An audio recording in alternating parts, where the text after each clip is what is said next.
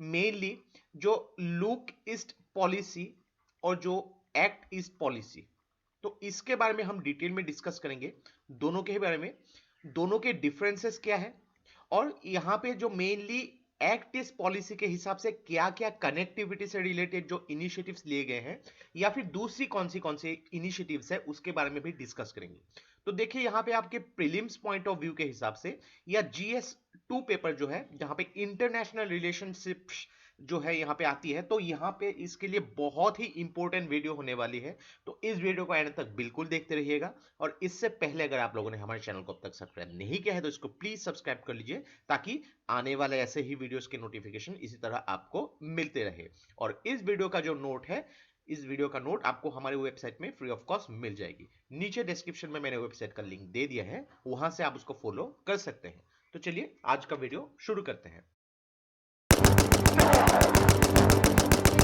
Honour ministry है doctor Jitendra Singh, तो वहां पे बोला है कि एक्ट ईस्ट पॉलिसी के तहत नॉर्थ ईस्टर्न रीजन में कनेक्टिविटी एक बहुत ही बड़ा रोल प्ले करने वाला है। तो मेनली यहां पे आता है कि एक्ट ईस्ट पॉलिसी और जो लुक ईस्ट पॉलिसी दोनों की ही छोटी छोटी डिफरेंस है।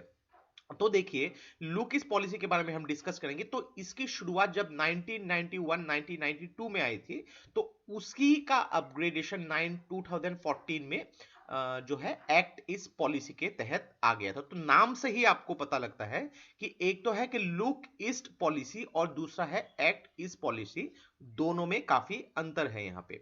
तो मेनली जो है एक्ट ईस्ट पॉलिसी एक डिप्लोमेटिक इनिशिएटिव है, जिसके तहत अलग अलग जो एशिया पैसिफिक रीजन के जो कंट्रीज है उसके साथ इकोनॉमिक, स्ट्रेटेजिक और कल्चरल रिलेशनशिप को डेवलप करना।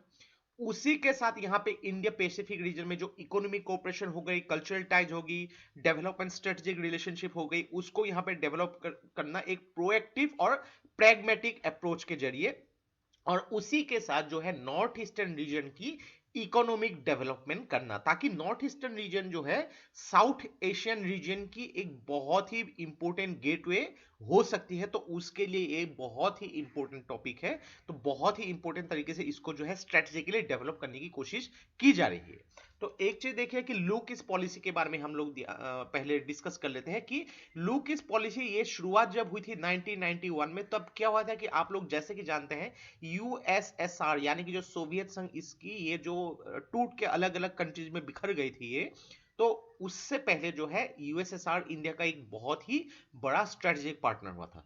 तो रशिया के साथ अभी भी इंडिया बहुत ही अच्छे रिलेशंस में है, लेकिन उस टाइम में क्या हुआ था कि उसकी के साथ कोप अप करने के लिए इंडिया ने यूएसए और यूएसए के जो एलाइज है जो साउथ ईस्ट एशिया में है, तो उसी को कॉन्सेप्ट में मद्देनजर रखते हुए लुक इस पॉलिसी की शुरुआत की थी, जब भारत के प्रधानमंत्री पीवी नरसिंह राव थे।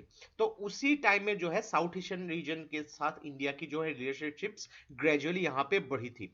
तो एक तो हो गई ये, दूसरी पहली बात हो गई। और दूसरी बात की चाइना की जो असर्टिवनेस है, चाहे वो साउथ चाइना सी में हो या फिर इंडियन ओशन में हो, उसको काउंटर करने के लिए इंडिया को एक बहुत ही बड़ी मदद और बहुत ही बड़ी रिलेशनशिप्स की जरूरत थी। तो लुक इस पॉलिसी की जो है शुरुआत इसी तरीके से हुई थी। तो अगर बात करेंगे हम डिफरेंसेस दोनों ही लुकिस्ट और एक्स पॉलिसी, तो पहले लुकिस्ट के बारे में बात करते हैं। तो लुकिस्ट पॉलिसी का मेन जो फोकस है जो आसियान कंट्रीज है, और उसी के साथ दोनों ही जो आसियान ग्रुप और इंडिया की जो इकोनॉमिक इंटीग्रेशन को यहां पे बढ़ाने के लिए। तो आसियान के साथ अगर हम लोग बात करें, क्योंकि 1996 में इंडिया एक डायलॉग पार्टनर बनी थी 10 कंट्रीज जो है आसियान कंट्रीज में, तो आसियान कंट्रीज के जो ग्रुप है उसके साथ 1996 में इंडिया ने डायलॉग पार्टनर के हिसाब से वहां पे जो है शुरुआत की थी, और समिट लेवल पार्टनर 2002 में बनी थी। देन 2012 में इंडिया की रिलेशनशिप ये अपग्रेड हो गई जब इंडिया आसियान की स्ट्रेटेजिक पार्टनरशिप जोन में आ गई थी। देन ग्रेजुअली अगर बात करेंगे 1992 में, अगर देखेंगे कि उस टाइम में भारत और आसियान कंट्रीज के बीच में जो ट्रेड हुआ करती थी ये सिर्फ $2 बिलियन की हुआ करती थी। और ग्रेजुअली अगर देखेंगे जो फ्री ट्रेड एग्रीमेंट आसियान के साथ 2010 में शुरुआत हुई थी, और उसके बाद जो अगर बात करेंगे 2017-18 में ये जो है 72 बिलियन तक बढ़ चुकी है। तो अभी और भी बढ़ चुकी है, लेकिन थोड़ी थोड़ी इसमें कॉम्प्लिकेशन भी है कि डेफिनेटली आपने सुना होगा कि यहाँ पे अलग अलग कंट्रीज के भी यहाँ पे ज्वाइंट है। तो यहाँ पे चाइना की जो है काफी डोमिनेंस भी हुआ करती थी उस टाइम में, अभी भी है। तो डेफिनेटली इंडिया के लिए बहुत ही पॉजिटिव पर्सपेक्टिव होती है। दूसरी बात है कि अलग अलग जो रीजनल फोरम हो गई, जैसे कि ईस्ट एशिया समिट हो गई, आसियान रीजनल फोरम, तो उसमें भी इंडिया एक एक्टिव पार्टिसिपेंट है। तो ये बेसिकली लुक इस पॉलिसी की ही एक नतीजा है यहाँ पे। दूसरी अगर बात करेंगे जो एक्ट ईस्ट पॉलिसी, तो एक्ट ईस्ट पॉलिसी में सिर्फ इकोनॉमिक इंटीग्रेशन ही नहीं, तो ये एशियन कंट्रीज और इकोनॉमिक इंटीग्रेशन तो लुक इस पॉलिसी में भी था, उसके साथ जो ईस्ट एशियन कंट्रीज और सिक्योरिटी कोऑपरेशन ये भी ऐड हो गया। तो यहां पे देखिए 4 Cs का कॉन्सेप्ट रखा गया है। ऐसी छोटी छोटी बातें जो है आप अगर एग्जाम में कोट करेंगे तो बहुत ही अच्छे मार्क्स आपको मिल सकते हैं। तो 4 Cs क्या होती है कि यहाँ पे कल्चरल एक्सचेंज हो गई, कॉमर्स एक्टिविटी हो गई, कनेक्टिविटी बढ़ाना और कैपेसिटी बिल्डिंग। तो 4 Cs यहाँ पे बहुत ही इंपॉर्टेंट है। मेन यहाँ पे पॉइंट जो है, मुद्दा है जो एक्ट ईस्ट पॉलिसी का, security. Security one of the important dimension जो है एक्ट ईस्ट पॉलिसी का माना जाता है, क्योंकि चाइना की जो असर्टिवनेस जो है साउथ चाइना सी में होगा, अलग अलग आसियान कंट्रीज के साथ उन लोग की डिस्प्यूट चलती रहती है, 9 डैश लाइन 8 डैश लाइन, काफी प्रॉब्लम्स है वहां पे। और दूसरी की इंडिया यही चाहती है कि चाइना की असर्टिवनेस इंडियन ओशन पे उसका इतना इफेक्ट ना पड़े। स्ट्रिंग ऑफ पर्ल्स जो है, आप लोगों ने डेफिनेटली उसके बारे में सुना होगा, उसके बारे में मैं पहले वीडियो बना चुका हूं। तो उसी को काउंटर करने के लिए इंडिया को मदद चाहिए, और एक्ट ईस्ट पॉलिसी जो है इसी का एक बहुत ही बड़ा रोल प्ले कर सकता है। दूसरी बात है कि इंडिया जो है act east policy not only ASEAN countries, यहाँ पे एशिया पैसिफिक में भी आती है, और एक इनफॉर्मल ग्रुप जो है क्वाड कंट्रीज। तो क्वाड कंट्रीज में जो है 4 ग्रुप्स है, इंडिया, यूएसए, ऑस्ट्रेलिया और जापान। अभी जैसे कि जानते हैं कि ऑस्ट्रेलिया भी जो है ये मालाबार एक्सरसाइज में इंक्लूड हो चुका है। तो ये जो है इंडिया की जो है अभी एक्ट ईस्ट पॉलिसी के द्वारा इंडिया की जो रेंज है लुक ईस्ट पॉलिसी से ज्यादा बढ़ चुकी है। तो आप मान सकते हैं कि जो लुक ईस्ट पॉलिसी में ये रेंज जो है आसियान कंट्रीज तक ही सीमित हुआ करती थी, लेकिन जब एक्ट ईस्ट पॉलिसी आ गई यहाँ पे, ये जो है इंडो पैसिफिक रीजन तक समा गई। यहाँ पे जापान, ऑस्ट्रेलिया भी इसके अंदर आ चुकी है। अगर बात करेंगे हम जो भी इनिशिएटिव्स लिए गए हैं कनेक्टिविटी को बढ़ाने के लिए, तो बात करेंगे जो बांग्लादेश और त्रिपुरा के बीच में जो अगरतला अकुहारा रेल लिंक, ये 2021 तक ये हो जानी चाहिए। एक बहुत ही इंपॉर्टेंट है जिसके द्वारा त्रिपुरा और बांग्लादेश या फिर नॉर्थ ईस्ट के साथ बांग्लादेश की रेल लिंक के जरिए कनेक्टिविटी बढ़ाई जा सके।